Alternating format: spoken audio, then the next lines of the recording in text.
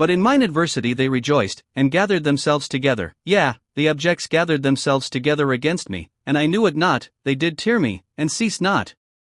Here, adversity means limping or staggering, referring to the situation of the Messiah Jesus' death on the cross.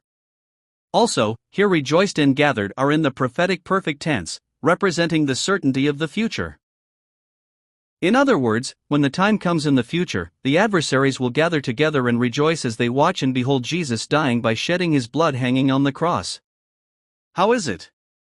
This word was fulfilled exactly 1,000 years later.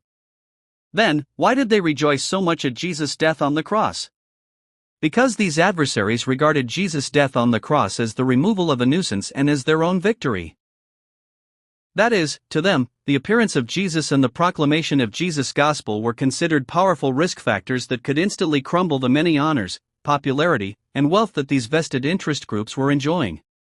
For example, they thought they could lose their positions as high priests, their offices as priests, their positions as scribes, and the power and honor of the Sadducees. All these things. Furthermore, even if it were not for these, they judged that if the crowd following Jesus were to cause a disturbance or riot, the Roman army might intervene and annihilate the entire Jewish community. So, like the words of High Priest Caiaphas, they believed that sacrificing one man, Jesus, was a rational choice even for the stability and order of the social system.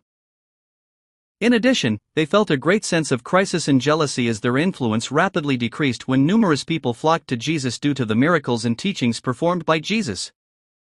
In the meantime, when Jesus finally died helplessly by shedding his blood hanging on the cross, they felt triumphant thinking that this proved Jesus was a false Messiah abandoned by God.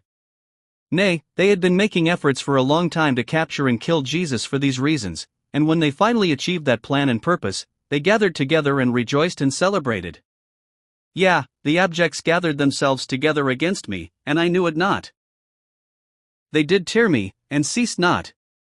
Here, abjects, bitter ones, mean those who strike, those who hit, or those who slander, with the tongue, referring to the groups of high priests, scribes, and Sadducees who would oppose the Messiah Jesus and kill him by nailing him to the cross.